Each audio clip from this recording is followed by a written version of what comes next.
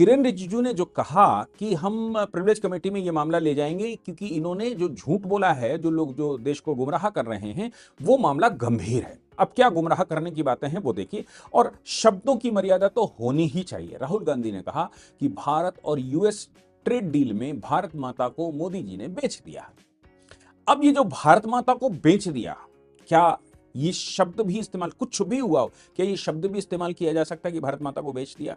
दूसरी बात यह है कि जो इंटरनेशनल डील हुई है, उस डील के अप एंड डाउन्स सब सामने आ रहे हैं। आप शब्दों का इस्तेमाल कर सकते हैं, लेकिन इससे ज्यादा गंभीर बात एक और कही, एप्स्टीन फाइल की। एप्स्टीन फाइल के मामले में ये बात तो हमको पता ही होनी चाहिए कि एप्स्टीन फाइल एक प्राइवेट कोई सेक्स रैकेट चलाने वाला व्यक्ति है। उसके पास कुछ फाइलें, हजारों लाखों की तादाद में कुछ डॉक्यूमेंट मिले हैं।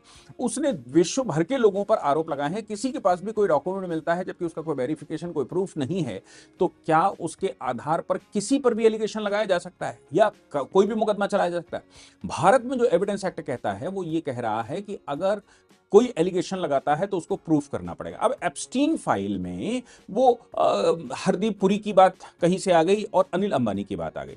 अच्छा, बात भी क्या आई ये भी समझना चाहिए। बात ये आई कि उसने ये कहा एप्स्टीन में, वो ये कहता है किसी कागज में कि भाई अनिल अंबानी के थ्रू संपर्क हुआ और हरदीप पुरी बीच में शायद फंसे हुए थे और प्रधानमंत्री मोदी जी की विजिट होने जा रही थी इजराइल।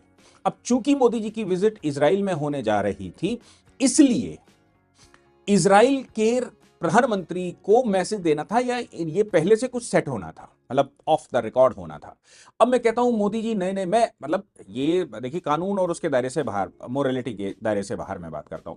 मैं ये कह रहा हूं कि मोदी जी जब विजिट करते हैं, या कोई भी राष्ट्राध्यक्ष नया बनता है विजिट करते हैं, मोदी जी जब विजिट कर रहे थे तो उससे पहले सारी चीजें ऑफिशियल होंगी। मोदी जी जाएंगे, मतलब कोई भी प्रधानमंत्री जाएगा तो सारे कैमरे सामने रहते हैं, सब कुछ नंबर एक दिखता है।